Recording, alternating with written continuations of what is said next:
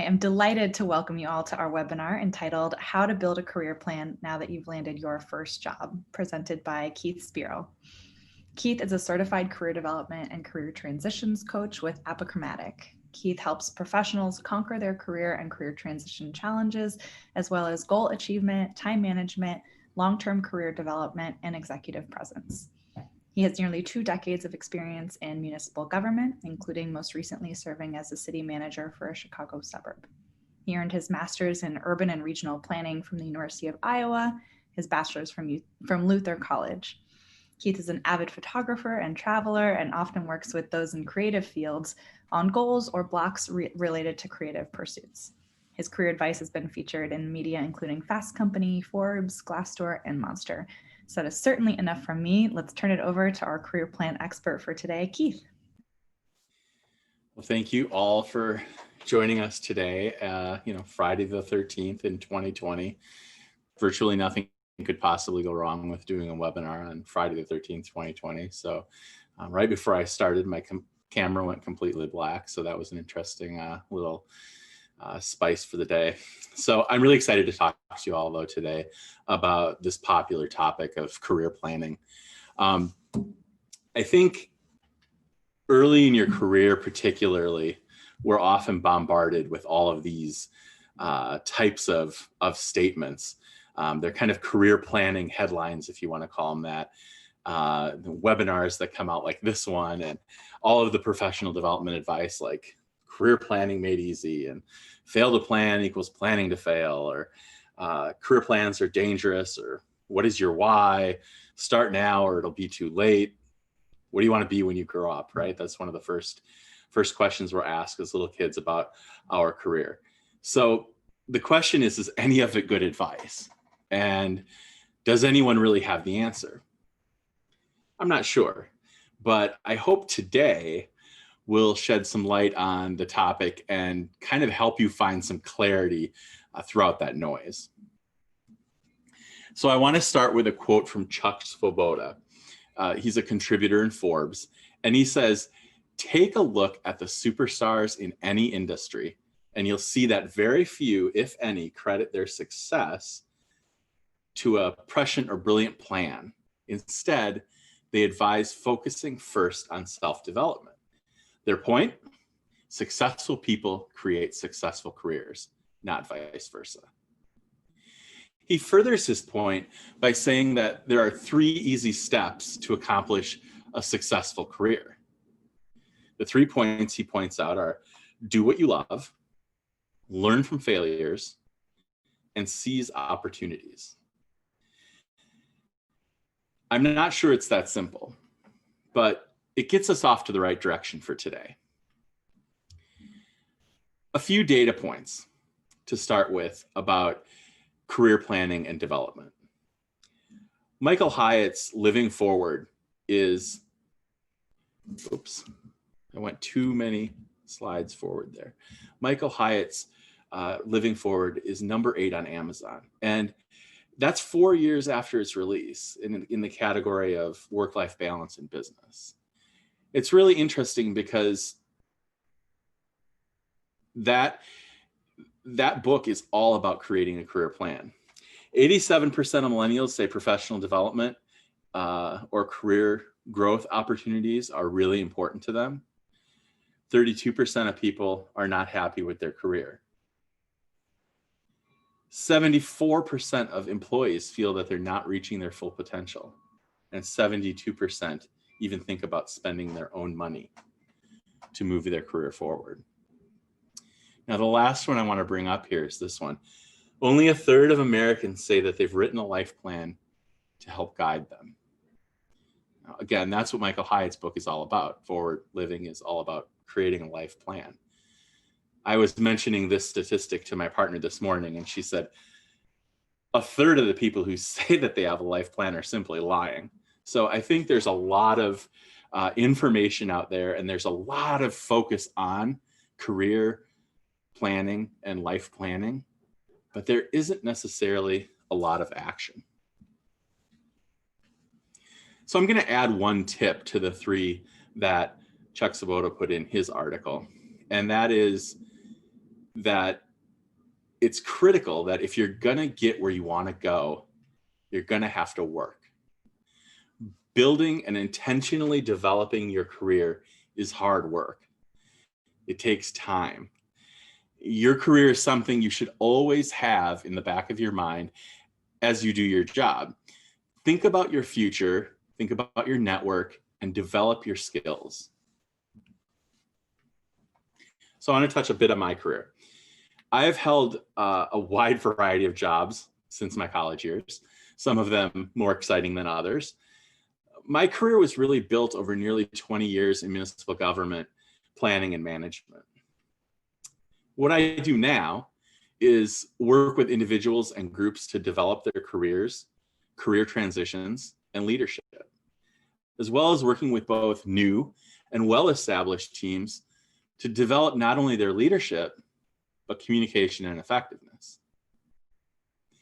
I'll also note that I'd never heard of my current job when I was in college or really even in grad school. This brings me to the critical point that plans change. How you handle that change and those transitions make all the difference in your success. Those are the critical inflection points in your career. So here's an overview of what I want to discover and cover today. We're going to cover 4 main items. First, the top 3 drawbacks to relying on a traditional career plan.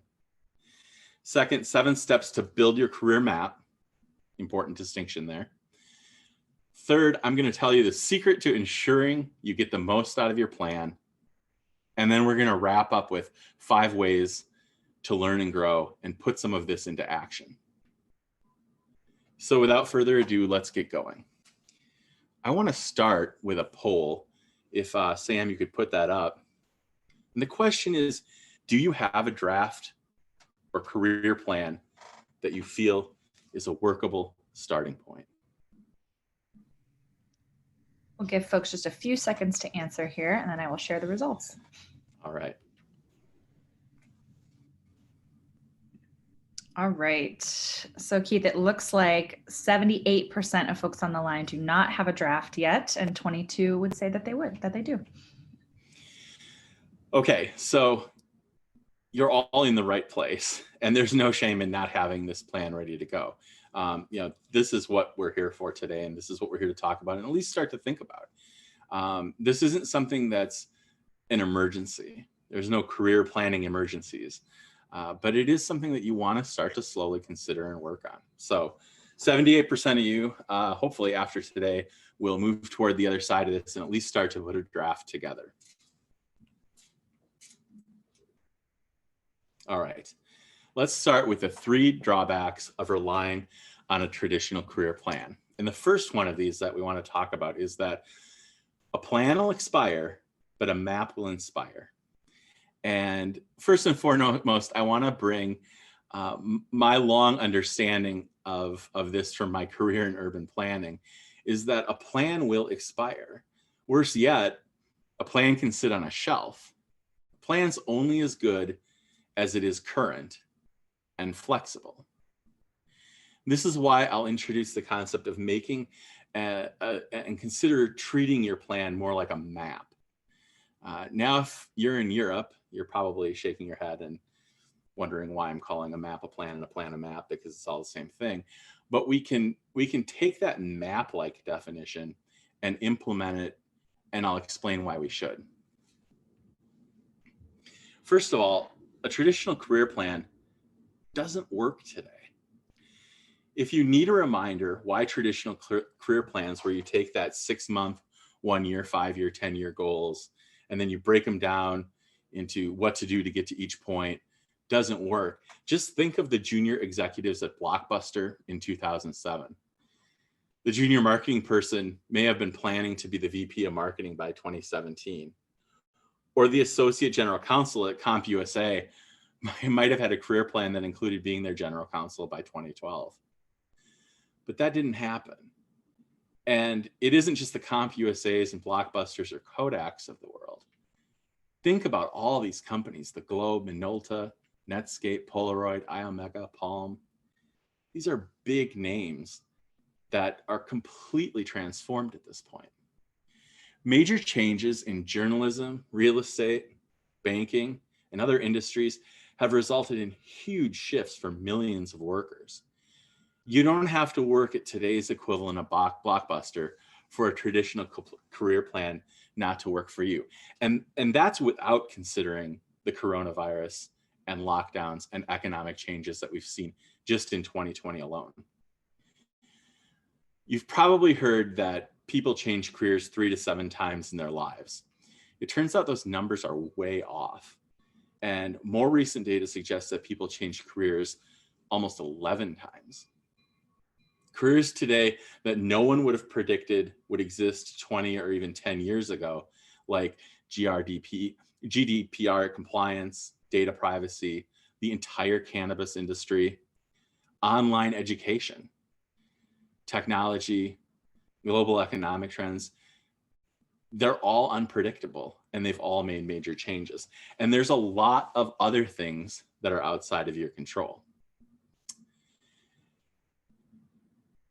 If you're in one of those situations and you're one of those types of people who is in a changing industry, you have to be very nimble and flexible about how you approach that.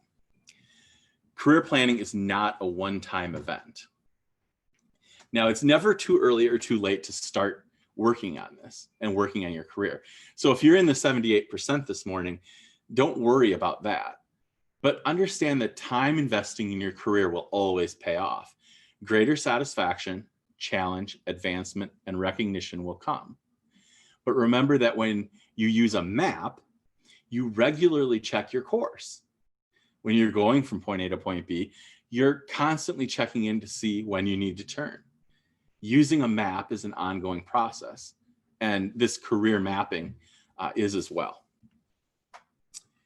You don't need to know your final destination to be able to enhance the skills in your career toolbox. And skills are almost always transferable. So again, we look at this as mapping and not planning. When you think of a map, there's decision points, turn right, turn left. And our careers are exactly like this. Additionally, to turn right, turn left, there's construction projects, detours, accidents, all types of situations that result in throwing a change into the path you're taking. You may end in the same place that you wanted to go, or a detour could discover things that you're interested in enough to change the destination. It's important to always be in the frame of mind of being open to this flexibility so that you have intentional focus on these critical decisions. All right, number 2, there are things you can't control. You can't control the economy. You can, however, control what your skills are. You can control if you have great sales skills. You can control the size and effectiveness of your network. You can't control who your boss is or if he or she is horrible, but you can control your resume and if it's updated and if you have the certifications you need to progress in your career.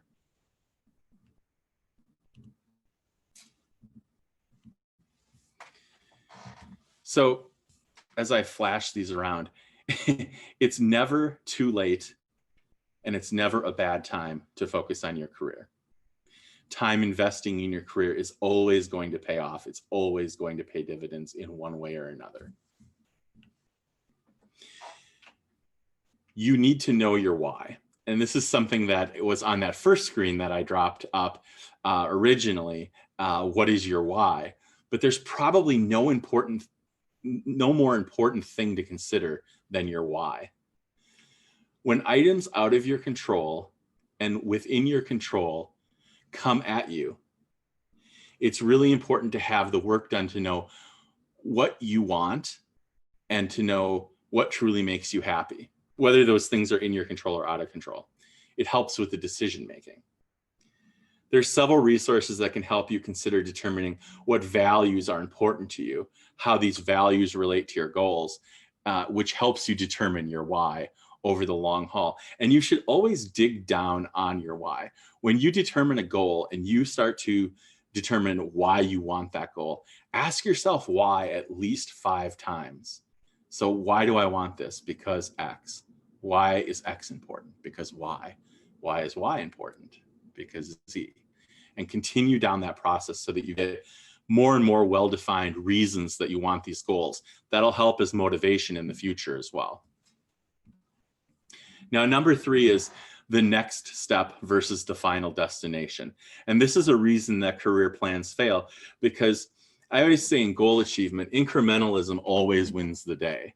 When you're moving forward on your career journey, consider the next step, the next thing that you're going to do, the next decision point.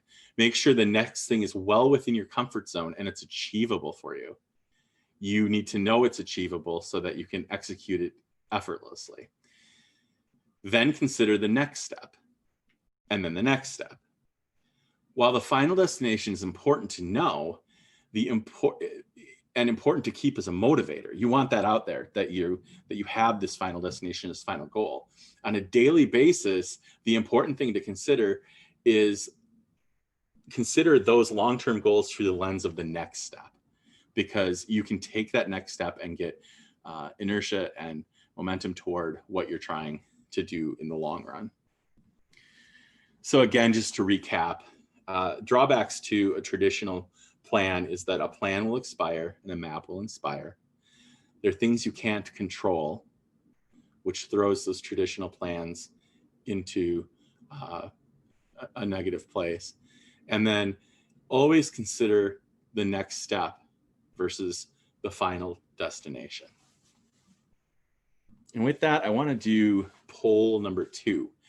And poll number 2 is asking the question, how often do you consider or work on your career plan? Now, if you don't have one, just say never, and there's no shame in that. And we have a high number there, I know that. But do you work on it weekly, monthly, quarterly, yearly? Take a look and answer that poll. Just give it another 5 seconds here to answer. Sure. All right, here we go. All right, Keith, 47% have never considered working on their career plan. Next up, we've got 23% work on it yearly, 13% quarterly, 10% work on it monthly, and 7% our rock stars are working on it weekly. Rock stars is right. That's pretty good if you're working on it every week. But that is what I would contend is probably closest to the right answer. And it's not that you have to sit down for an hour every week and pour your heart and soul into planning or mapping, but always keeping it top of mind, always keeping what you're doing and how you're reacting to different externalities in your career so that you can position yourself best when opportunities present themselves. So really interesting data there on the folks on the call today. So let's move on here to the 7 steps to build your career map. And I want to go over these. I'll go over them relatively quickly, but I want to give you kind of a really 50,000 foot overview of how to start to work on this plan. So again, instead of a plan, build a map for your career journey. I want you to seriously consider putting everything you're doing with your career through that lens of a map. Now, the first thing we want to discuss is self-assessment. So assess yourself. And it's important here to think about values, what matters to you. You know, it's more than just paying the mortgage. You have values and ideals that make you tick. And the more you can connect your career and the work you do to the values you have, the happier you'll be at work. And the more your career will feel like a natural extension of you. So when you work with a coach or you work with folks in career development or career planning, they'll often start with trying to determine what values you have so that you can have that consistency with your career. Personality, what feeds your energy? What motivates you? What do you want to do on a daily basis? Who do you want to interact with? What type of person are you? And then look at interests. What do you like doing? What do you not like doing? What have you disliked in the past? What have you really enjoyed doing in the past? And apply it to your current role as well. Then, of course, look at your own experiences. What things have you done in your life already? And sometimes we don't quite get the full breadth of how many things we've been involved with, done, accomplished. And sometimes those very little accomplishments can be very meaningful in our life. And that's important to know. So this self-reflection work is really important. Look at roles, look at industries, look at what you've done. Don't minimize any experience.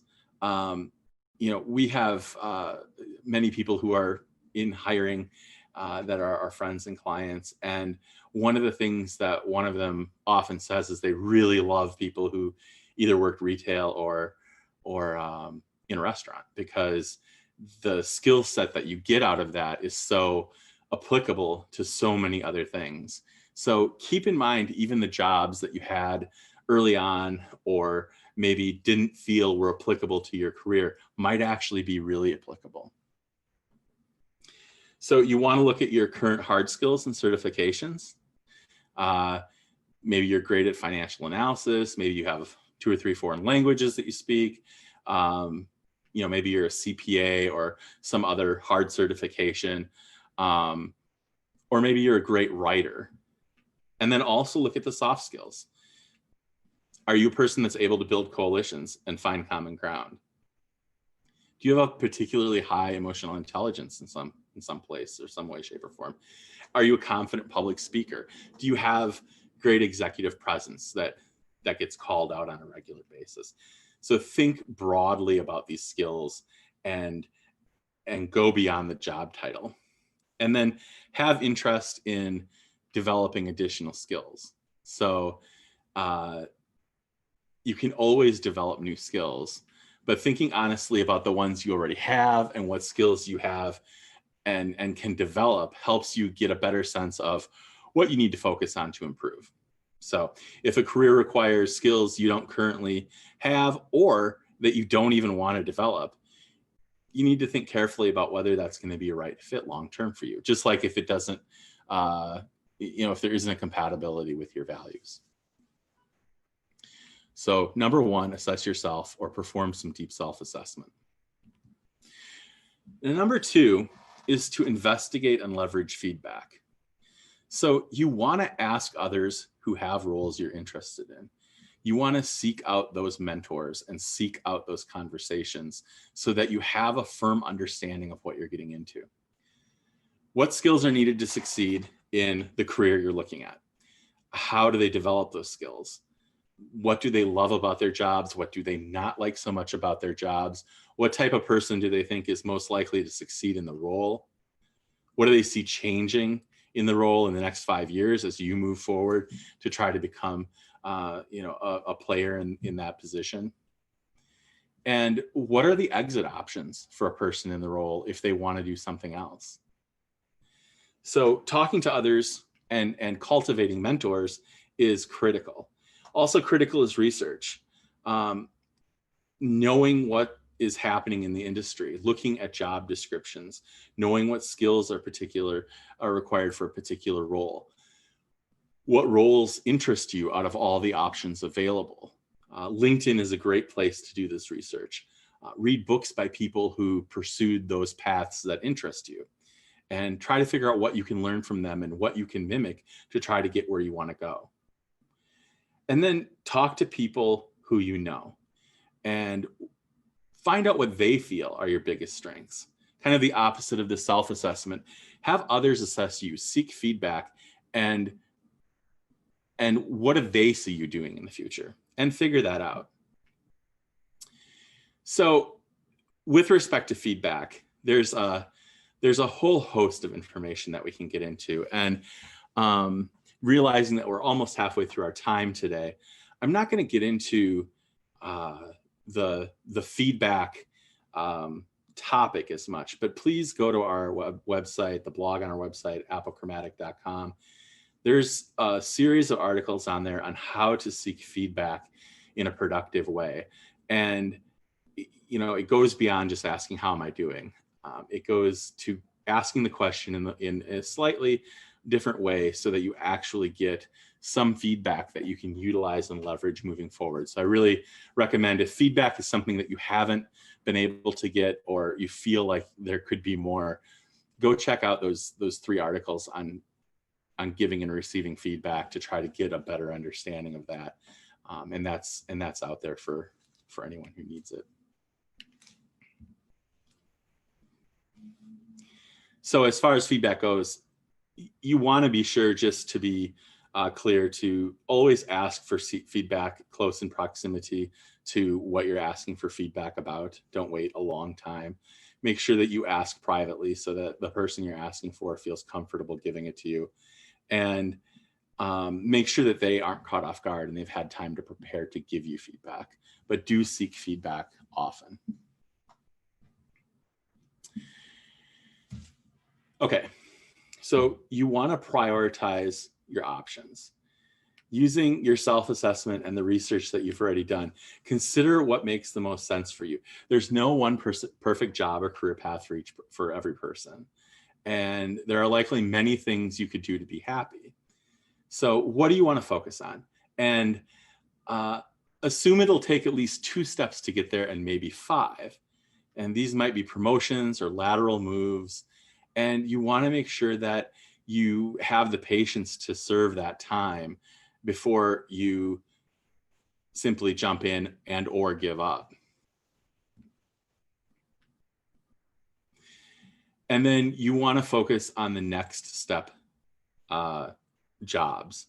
So make sure that you are focusing just on the next job that you have, and not the CEO or the top job that you already want.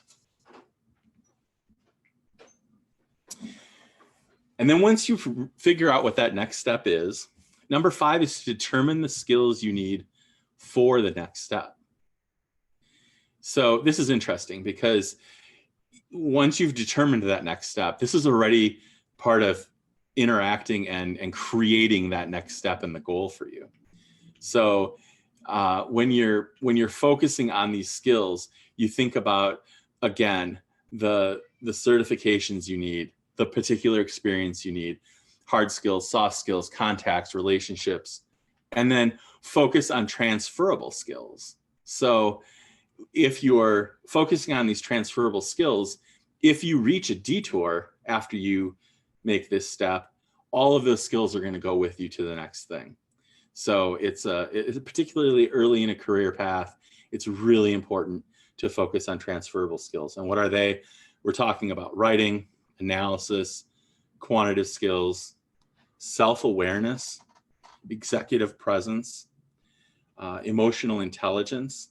And emotional intelligence is an area where you can not be labeled introvert, extrovert, quick start, and all of those things. Emotional intelligence is really an assessment tool that will help you determine how you're showing up and where you can work on personal development to be even stronger in your interactions with folks. Communication, relationship building skills like networking, and management skills, up, down, and laterally. So these are the skills where you can insert it for whatever you want, but no one's ever said he's too good at communicating or she's too good at managing a team. They're skills that'll benefit your career, even if in 5 years the role you want today no longer exists, or in 6 months you learn about an entirely new career path and you want to shift course. Now, number 6 is set written, smarter goals for your growth. And there's a lot of these acronyms out there: SMART goals, smarter goals, smartest goals. We tend to use smarter goals. But the key here is to make sure that your goals are specific, that they're measurable so that you know when you've attained them, that they're attainable. Some people here say actionable, but that they're within your grasp, that they're risky, which means they're not situated right in your comfort zone, but they're slightly outside of your comfort zone. There's a little risk in the fact that you might fail. If you're not setting a goal that's risky, you're not setting a goal high enough. They need to be time bound. You need to know when you're going to achieve the goal by. They need to be exciting to you to keep motivation in your career. And they need to be relevant to the career that you're moving forward with. Now, Dr. Gail Matthews, a psychology professor at the Dominican University in California, studies the art and science of goal setting. I always like to say goal achieving. And she's found you become 42% more likely to achieve your goal and your dreams simply by writing them down on a regular basis. This is something we teach our clients all the time, is to at least weekly review the goals that you have for any given quarter or year. Always have them top of mind. Other studies find that even that you're more likely to earn more money, be happier, and have an overall improved outlook on life if you write your goals down. Really critical. And goal achievement maybe isn't something you think of when you're thinking of career planning or career mapping, but having that goal well-defined, well written out, and ready for you to review on a regular basis makes you that much more likely to achieve it. So here's some tips for goal achievement. It's really not enough to decide that you're going to improve your public speaking skills, for instance. Instead, you can say, by the end of March 2021, I'm going to complete a public speaking training course. So make them specific. Remember your why when you're writing your goals down. And the seeds of that why are planted in your analysis of your values. But look at why you want to achieve this goal. Decide on 1 to 3 goals per quarter or per semester, or however your calendar most easily falls into smaller chunks of the year. And then focus on the very next step. Don't focus on the whole goal. Focus on the next incremental step. Review your goals regularly, ideally even daily if you have them all on one sheet and you can keep them someplace that you can see them right away in the morning, but at least weekly. And then realize you're not in this alone. So you build your network, you have an accountability buddy that you can probably adopt. Maybe you have a coach or a spouse that's going to be supportive of your efforts, but don't go it alone. Make sure that somebody else out there knows what you're trying to achieve. On the flip side of that, we typically tell people don't announce it to the world. This isn't a Facebook post because typically we get people get mental gratification from announcing the goal that is almost as high as the gratification from achieving it. So you want to keep it relatively close hold so that you know that your accountability or mentor or cheerleader is keeping you honest, but not announce it to the world. All right, next, you want to review, update, execute, and repeat. I mentioned this right at the beginning as my addition to Mr. Svoboda's work, and that is keep up the work. You need to do the hard work. Remember, no one will ever care about your career more than you do. And you need to take ownership of this. And with that in mind, it's critical to make sure that when you do the work of creating this plan, you're regularly reviewing it, you're regularly reviewing your goals, you're regularly updating them and dealing with those detours in real time with clarity, and that you're executing on your goals and your goal achievement when it comes to your career plan. And then repeat the whole process again. And that's how you make great forward progress. I like this quote. The only way to do great work is to love what you do. If you haven't found it yet, keep looking. Don't settle. That's Steve Jobs. Really important thought here. Why in the world would you do work that isn't motivating to you or you don't love?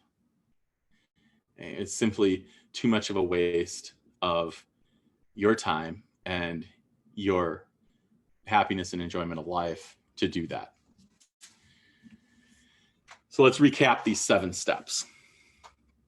First of all, the 7 steps to a career map. Assess yourself regularly, do that self-assessment, investigate, including gathering feedback from others, prioritize your options, focus on the next step, jobs, determine the skills you need for the next steps, set written smarter goals, and then review, update, execute, and repeat, kind of like the back of a shampoo bottle.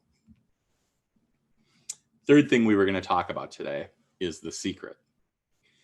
And this is the secret to ensuring you get the most out of your career map and can make transformational progress toward achieving your goals. So this kind of brings it all together. And I'll tell you what the secret is. The secret to having an effective map is to determine your values, spend time and develop your values into your why, focus on what is in your control, and as a result, do what you love. Realize that every map has multiple routes to get from point A to point B. Embrace the detours, focus on the next steps so that you're always learning, and learn from failures. And finally, seek feedback.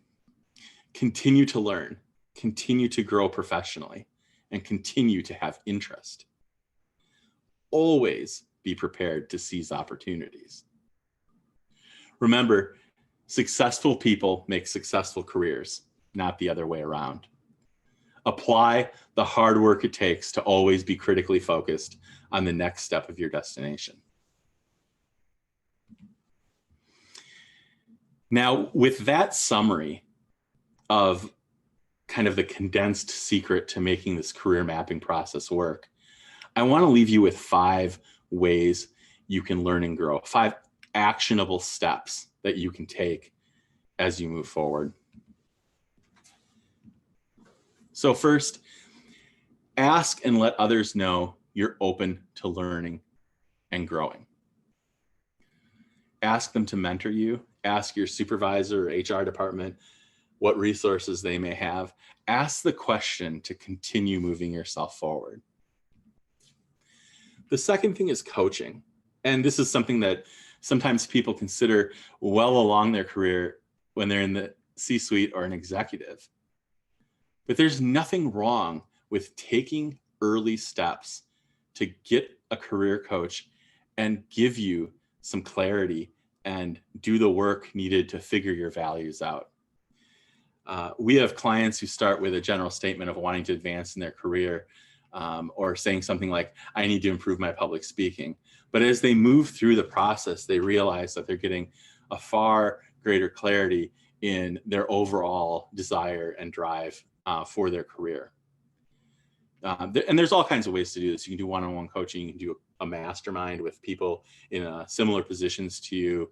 And there's a lot of ways to approach that. Now, the next thing you should do is take on a challenge. It might be a 5K. It might be, something that is more interesting to you, but do something that triggers you to utilize beginner's mind and make sure that you're looking at something in a new light and more effectively than you maybe have in the past. Look for opportunities outside work. It's really critical, and you can build relationships, mentorships, and really get critical information you need to build your career and career map by doing volunteer work. Do fundraising to help someone, join a professional organization, do some pro bono work. There's a lot of different things you can do to seek opportunities from outside the direct career that you'll find continue to benefit you as time goes on.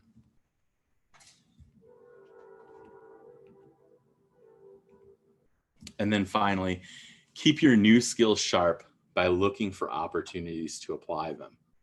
Once you learn these skills, you really want to make sure that you are engaging the skills and knowing exactly what you want to do as you move forward. So now comes the fun part. I want everyone to take 5 minutes to do the following things. I'm just going to check the time real quick. We're probably only going to do 2 minutes, but I want you to take the time right now to do these 3 things. And I'm going to start the clock right now, but we're probably only going to take 2 minutes on this. Schedule 1 hour in the next 2 weeks when you'll focus exclusively on your career map. Write a list of 3 people you can seek feedback from in the next 4 weeks. And take 2 minutes to write a first draft of why your career path excites you, why you want to grow, and what will success mean to you. Now, Sam's going to send these in the email afterwards, so you don't have to write them all down, but you might want to take a quick picture or screenshot of it, because I do want to move along relatively quickly so we have time for questions and answers. But I will also put this on a website I'm going to give you right before the end of this program so that you have the information. So again, schedule an hour, get some people to talk to on feedback in the next 4 weeks, and start to draft that first version of your why and look at your values. Now I'm going to tell you what I want you to do during that 1 hour that you scheduled. I want you to write a list of the concerns you have about your career. Next, classify them as within your control or outside of your control, and focus on things you can control. I want you to write a list of 3 to 5 career goals in the SMARTER framework. For each goal, write why the goal is important to you and the next 3 easiest things you can do to work toward that goal. Then I want you to revise the first draft of your why of your career path that excites you. Why do you want to grow? What will success look like to you? And finally, determine at least 1 skill you can work on before the end of the year to help plan to improve that skill.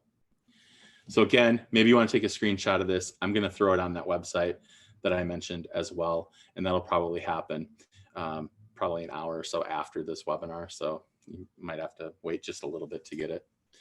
But that's what I want you to do during that 1 hour. And you can do all of that during 1 hour, and it shows you just how much you can accomplish in 1 hour's time on your career. So what can you do? You can update your resume.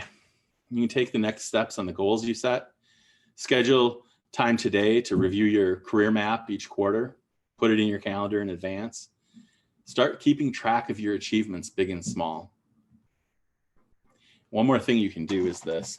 Go to www.aposignup.com/maroon. Couple reasons here. One, I'm going to put that text from those slides on that website so that you can see it. Secondly, sign up there and get our apochromatic career information. There's just a lot of helpful information and a lot of folks we work with that provide incredible information for you to move forward. But for those of you who are logged into this, we're going to give away a lot of times we do book bundles. We're going to give away 2 30-minute career mapping sessions with an apochromatic coach, and we'll give those to 2 participants. So sign up there, and we'll hold that open, I think, till the 20th. I said on the website. So I know there's some people who watch this in the web replay, and feel free to go to that website and still check in there, even if it's after the fact. So there we have it. 3 drawbacks to relying on a traditional plan, 7 steps to build your career map, the secret I shared with you to ensuring you get the most out of your map, and then 5 ways to learn and grow and execute right now. And with that, we'll leave it at questions, and we'll bring Sam back to it. And I think I left about 5 minutes for questions. So. Perfect. Thank you so much, Keith. I am inspired and ready to get to work. I really appreciate it. We do have some questions here. So one question for you. What if I'm not sure what is the best next step for me? What do I do? Well, if you're not sure what career you want to embark on, doing that values work with a coach, or doing, shoot me an email and we can find you some reading material to figure out what values are going to lead to what types of careers. But if you have a career path and you're just not sure what the next step is, I think the best thing you can do is reach out to folks who are in that career path and start to talk to them in open dialogues and conversations. Because particularly now in 2020, when everyone's kind of locked down and everything, people are really willing to talk to people and really willing to help. And so you may be able to go a little higher up the ladder than you think and still get a response from someone and have them help you out. That's great. And that dovetails really nicely into this next question as well. When I draft my career map, who do you think would be a good person to share it with for feedback? A couple different types of folks, folks like us at Apochromatic, career coaches, for one perspective, certainly someone close to you, like a best friend or a spouse, to see if you can just get that gut reaction of whether it makes sense and whether you're heading in the right direction from their knowledge of you. And then someone in the field, or maybe two people in the field that you trust and that you won't have a direct reporting relationship with anything, but that'll give you some honest feedback as to where you may have some holes in it, or where you may have something you need to work on. Great, thank you. And here's a question about those detours that you mentioned in the map. When there is a career event, such as a layoff, for example, something outside of your control, how do you get back to your career map? What are the steps you can take there? It's really hard at the time to realize this, but those can be incredible opportunities. And it's easy for me to sit here and say this, but after working with client after client who's faced being fired or laid off, understand that 38% of men and 28% of women sometime during their career get fired, flat out fired. And, sometimes it's their fault. And sometimes it's just that it's not a good fit. And being laid off or fired shouldn't carry with it the shame that it does. But you have to get back in the game, and you have to do a little bit of analysis as to what the disconnect was and why you either got fired or why you laid off, and realize that it may not be a direct connection to you, and do that work to determine your skills, determine your achievements in the past, and start to build your confidence back up before you go back out there and apply for jobs. I mean, it is a process. It's a difficulty, and it's a difficulty so many people are facing right now, but there is a way back, and there's a way back faster than it has to be. That's great. And here's a two-part question. How much of this map should be distributed towards responsibilities, projects, actionable items versus my own professional development? And then a second part to this question, they wrote, how do you integrate your work goals and your life goals together into this map? Well, part of the idea of doing value assessments and really connecting that together is to make your work and life more congruent with each other, and to make sure that you have not a work-life balance, but a work-life synchronization, if you want to call it that. And how much of it is your projects and your specific work? I think that projects and specific work leads to promotions and career advancement. So I think you have to consider it in that realm, but make sure that your career map is specific to you. So you're not forwarding goals of the organization you work for, or of someone else. You're forwarding the goals of you. Great. And I think we have time maybe for one more question here, Keith. I'm scared to leave my job during this difficult economy. How can I pick a next step that moves my career forward without necessarily leaving my organization? Yeah, that's a situation so many people are in, so many of our clients are in. I think that utilize this time to work on those specific goals, specific certifications, knowledge, and build out all of that background work so that when things change and you kind of get the green light to move forward again, you're really prepared. And honestly, you'll give to your position now, and you'll give to your employer now, and you'll also be working on yourself, and that's going to benefit both of you. And so it's a good place to be. But certainly work on all of those soft skills, work on gaining additional hard skills, and do it all in preparation for when you feel comfortable moving on. A great point. This is the perfect time to just be introspective, sitting down, doing the work on ourselves before we can take the next step. Right. Wonderful. Well, Keith, thank you so much for sharing some action-oriented tips here on building a career map. We're very grateful.